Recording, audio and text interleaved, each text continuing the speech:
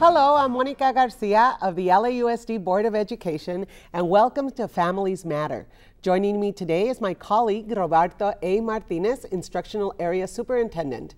Our goal is to provide information so families can help their children graduate and stay safe in school. Today's topic will focus on the life and legacy of Cesar Chavez. As we approach Cesar Chavez's birthday on March 31st, we will celebrate him and his life, but first, a chance for us to talk about the latest regarding the LAUSD and families. Superintendent Roberto, thank you for being with us. Absolutely, thank you. What's happening in the LAUSD today? So a lot of things, more than anything, getting our families ready, our students ready for the Common Core. Assessments coming, it'll be a first time for us, and so we're really taking initiatives to just launch and ensure that our students understand, and of course our teaching staff are ready and prepared. That's fabulous, that's fabulous. And we are sharing with everyone that this month we will celebrate the life and legacy of Cesar Chavez. And you and I grew up on the east side, and it's hard to think about how do people not know about Cesar Chavez. I remember being a student at Berkeley, and there was a Don't Buy Grapes rally at the Safeway, and Martin Sheen was there, and a lot of students got together, picked up a picket sign, and there we were marching. Absolutely. And when I got home that afternoon, or talked to my dad, he says, yeah, we used to pick grapes for our uniforms or for our school clothes. And I was so surprised that I didn't know my own history. And so I think it's so important that our kids understand what their history is, understand the gift that Cesar Chavez gave us all in leadership and service and inspiration. How did you get to know the life of Cesar Chavez? So for us, more than anything, we need to know that Cesar Chavez, his legacy is not bound by boundaries or the east side, but more than anything, all of Los Angeles, all the state of California, and thank God nationally now, we do recognize him.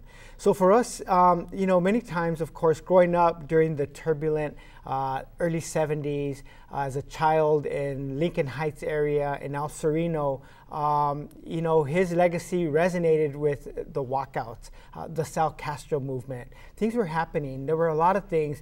The Chicanos going off to war. So it was about a time of nonviolence, but by the same token, it was a united cause. And that's something that we still want to see happening. Also talking about and remembering how we serve our country. What is that we can do? More than anything, ensuring that through education that we continue to serve. So for me, it was definitely growing up in that community where so many things were happening, and the Latinos, the Chicanos of our neighborhoods, they were leading the cause, especially those going to school at Wilson High School, Lincoln High School, Garfield, Roosevelt. Everybody was united in that effort. Rich, rich history. We'll be right back to discuss the life and legacy of Cesar Chavez with Paul Chavez and Pablo Cruz. Pablo is the producer of the film Cesar Chavez, and here is a short clip titled, "Who is Cesar Chavez?"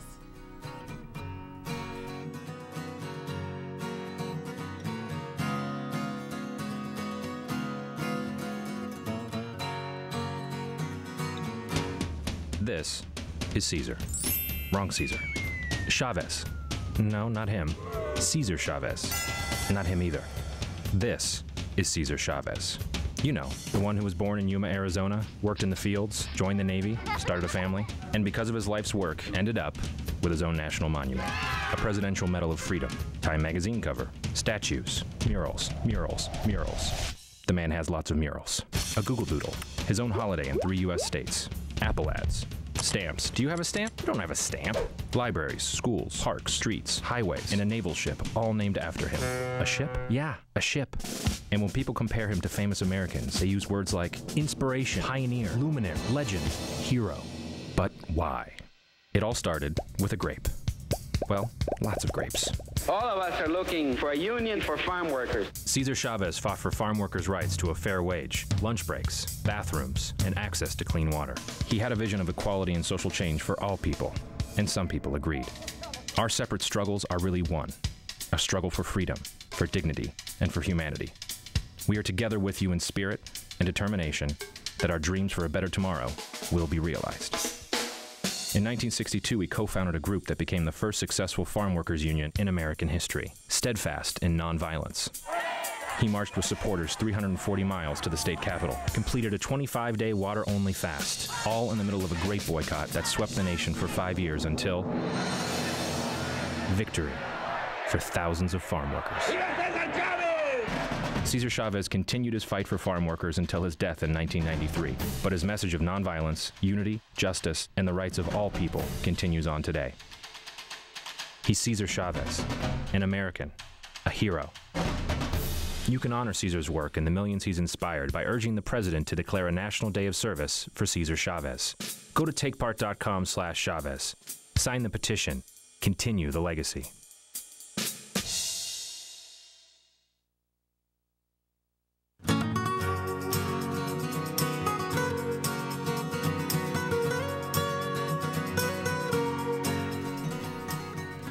Welcome back to Families Matter. Joining us now to discuss the life and legacy of Cesar Chavez and the holiday in his honor on March 31st are Pablo Cruz, producer of the film, Cesar Chavez Film, and Paul F. Chavez, president of the Cesar Chavez Foundation and son of our great leader. Welcome, gentlemen.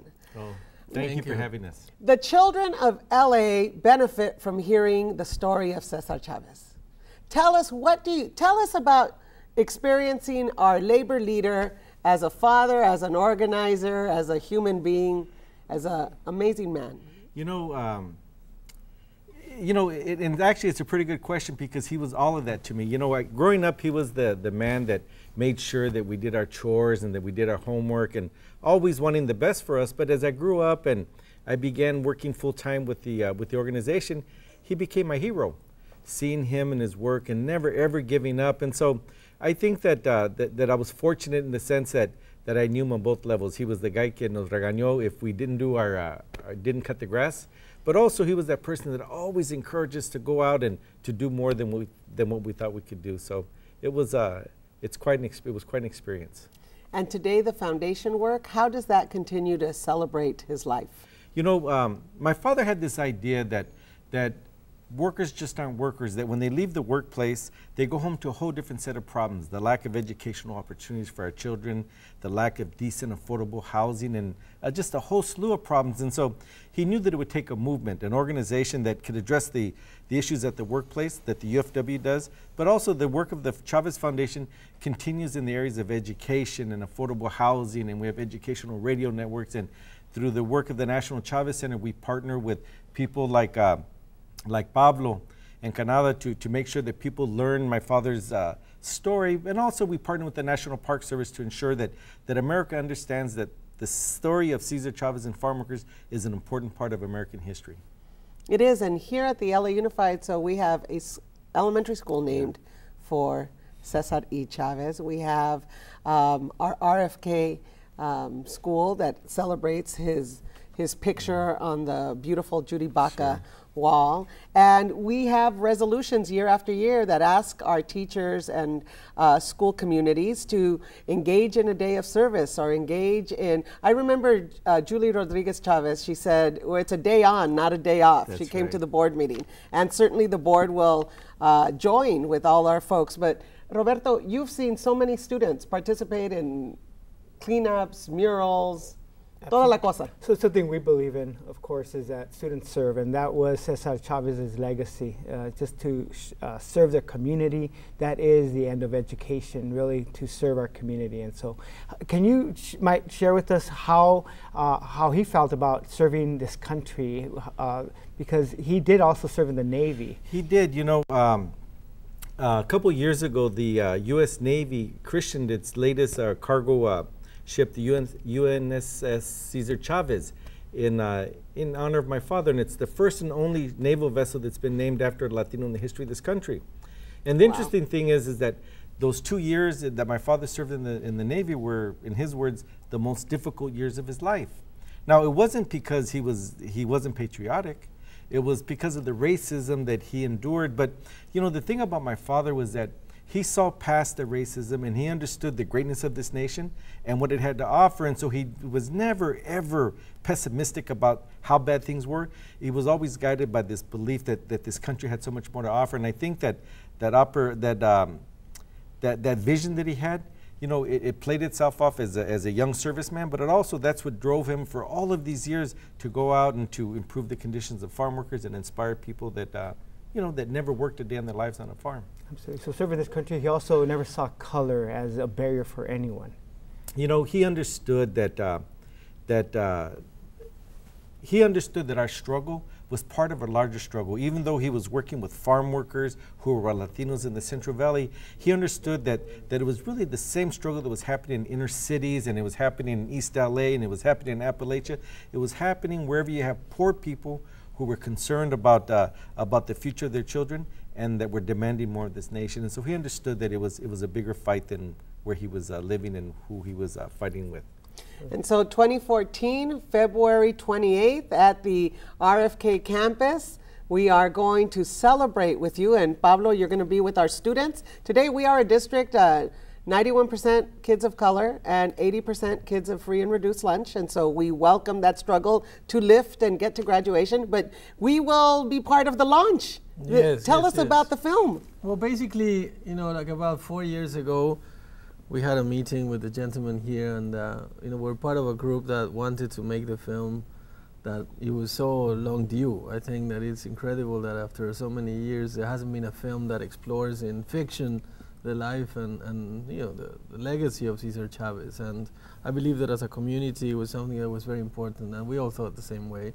So we commenced the production of the film. It's been a long ride. You know, it took us longer than we thought. It was a struggle to actually put it together.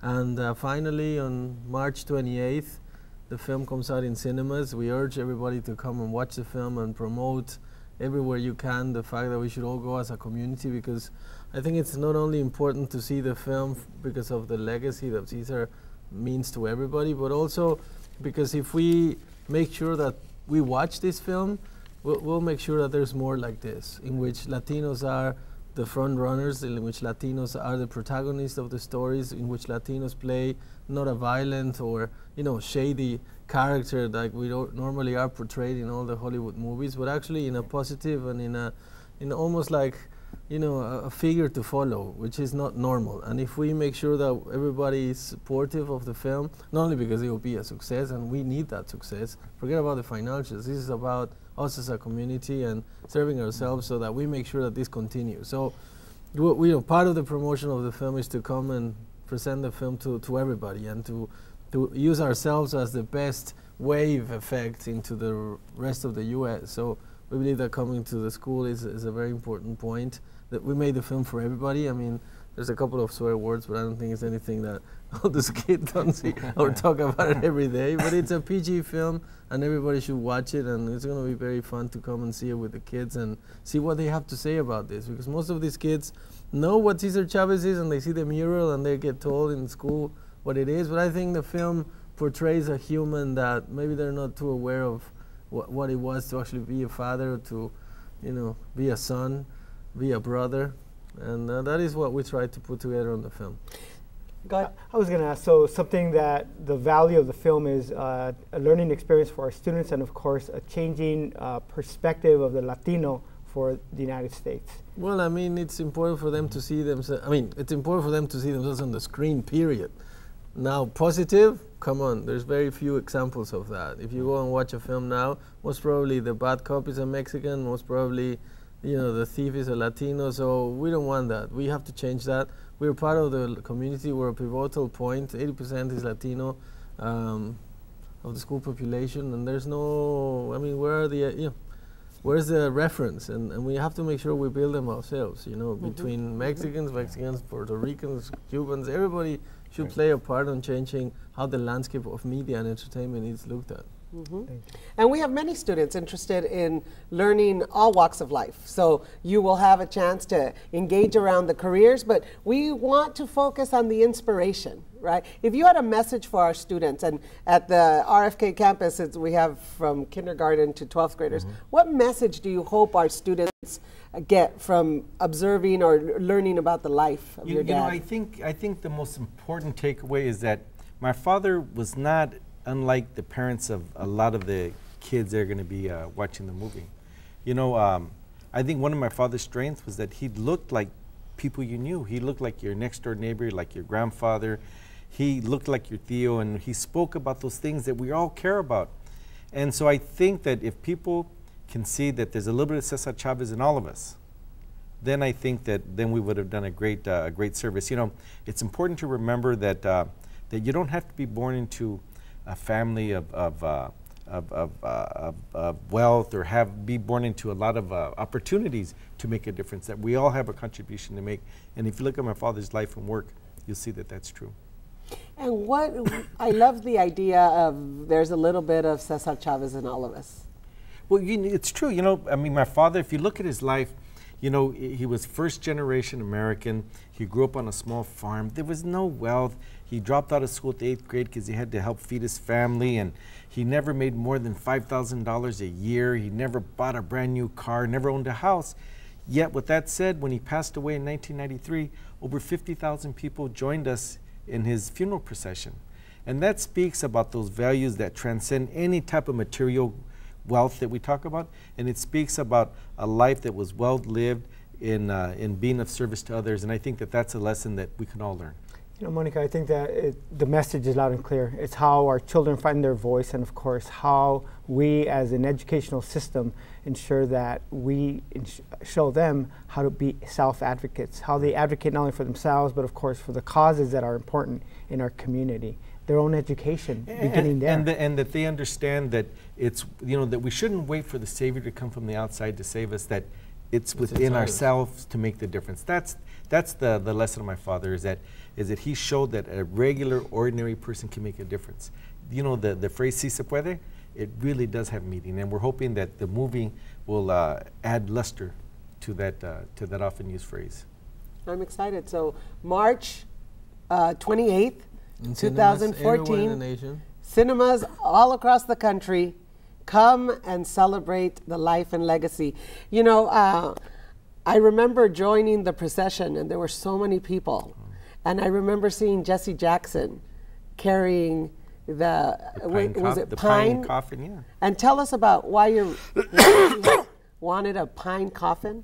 You know, my father was a humble man, and you know, he didn't live the ostentatious life. He rejected materialism. And you know, unbeknownst to me, he had talked to my Uncle Richard, who's actually portrayed in the movie, who was a carpenter, and he said, Ruki was his name, right? His nickname. He says, Ruki, when I die, I want you to make me a plain coffin. Make me a plain pine coffin. I don't want anything fancy. I want something simple. I want something that, I'm sure he was talking that he wanted something that would reflect his values and how he lived his life. And so that's what it was. It was a plain pine coffin. And I know that people came in expecting that it would be a really fancy coffin with beautiful golden handles. And just like people expected that when they came to hear Cesar Chavez speak, that he'd be a big man with a booming voice, the most eloquent speaker around. And he wasn't. He was a small man. He was dark. He had Indian features. He had small hands. He spoke in simple terms, but in very powerful terms. And so I think that coffin really reflected how he lived his life. And fast forward, the little girl from East LA goes to see President Obama named the national monument. I think it was last year, and our Secretary of Labor, Hilda Solis, introduced the president, and there I am, representing the children of Los Angeles. Tell us about that movement. That was a struggle to get people to pay attention. This man matters to the United States of America. Well, you know, it's important that people understand that even though he worked with farm workers in rural parts of the country who were basically Latinos, that his message was really a message of fairness in ensuring that this country offers the same benefits and opportunities to all of its children. And I think that's why his message resonated, because it really was a message about basic fairness. And I think that's something that all Americans can agree to. A universal message that continues to live with us today. That's right. And what would you say to our parents who are watching? Our parents who want to see their children be successful, be safe, and contribute to the world. What message do we have for our parents? I think we should encourage always our children to continue in school. I think that we should encourage them to feel that school is a complement to the life you must have in your house, and that we should always make sure that our environment at the house is a good one, because these children are going to find a home no matter if it's at the place where they should be or outside the house. And I think one of the facts that makes us different also is the very strong values that we have that come from our, from who we are. So I think, make it happen. Don't reject it, and don't forget that that's part of who we are, and we should teach that to our children all the time. It's part of the big canvas of this nation, but it's also important to know who we are and embrace that. Mike, I'd like to add, I also believe that what we could teach our children, what our parents should teach our children is perseverance and empathy. It plays a big role because he persevered years in the making. Right. 20 years, he had not won, labor strife, and yet look what he did. And actually that was a big part of his legacy, is that, he used to remind me, growing up, you get los consejos and sometimes you don't pay attention, and I sit there and I want to kick myself in the rear for not paying more attention. But one message I do remember him telling me, he would say, "Mijo, remember, our work, La Causa, isn't like a baseball game or a political campaign where you have a certain period of time and certain runs are scored or certain votes are cast and the winner's decided." He says, this struggle for justice never ends. It only ends when you decide to give up. He says, now the question is, are you prepared to fight? And I didn't understand it at first, but now I understand that message. It's really a message of empowerment. It talks about that the ability to change the course of our futures lies within us.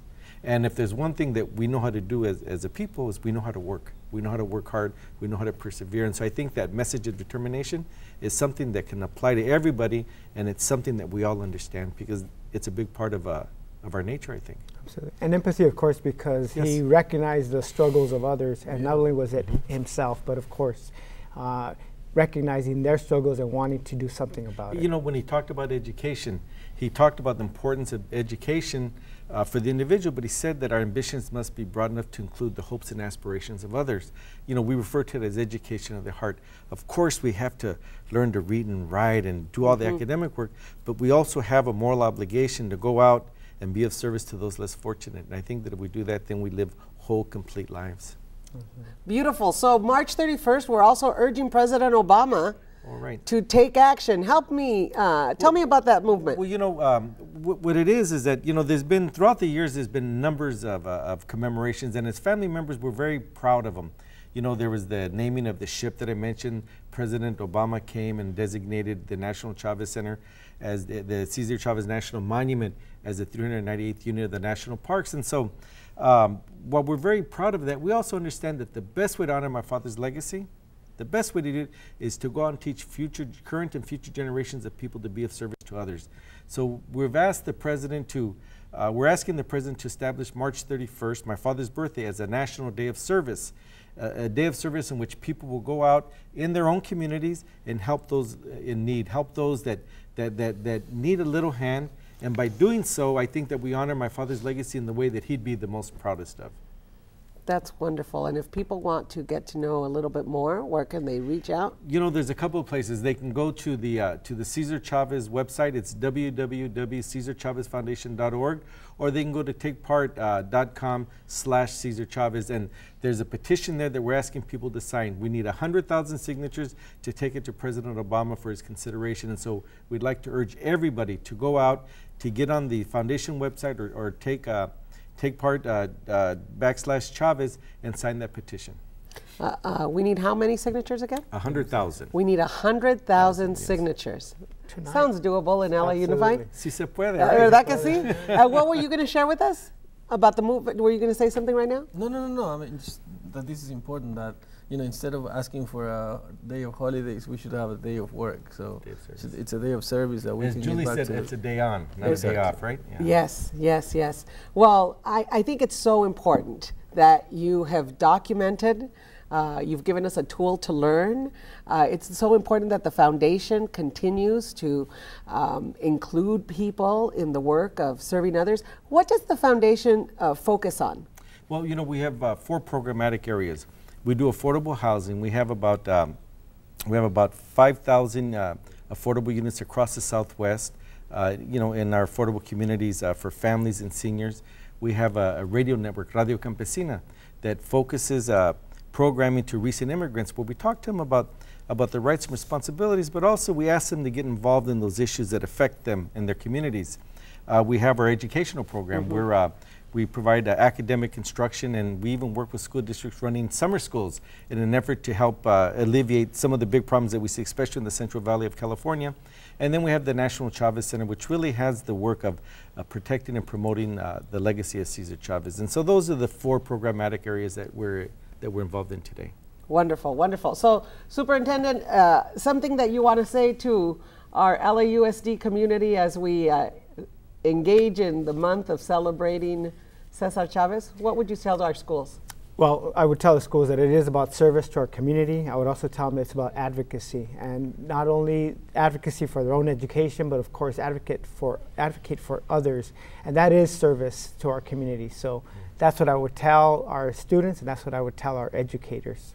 And it's so important for our teachers to share their vision, right? To share how they learn, how they experienced getting to learn about social justice, getting to learn about movements, whatever we want to learn about labor unions, grapes, boycotts, lo que sea, it's all here. Si se puede, and it's all here. And we're going to invite everyone to join with us to call on President Obama, sign the petition, and we're going to invite folks to join us at the movies. Exactly. On March 28th. Yes? Yes? Is that the plan? March 28th in theaters across the country, yes. March 28th, 2014, across the country. Come all, bring a friend. Bring the whole family, right? Bring the whole family. It's going to be fabulous. Well, thank you very much for being with us, and thank you for joining us on Families Matter. Please visit our family websites at families.lausd.net and parentaccess.lausd.net.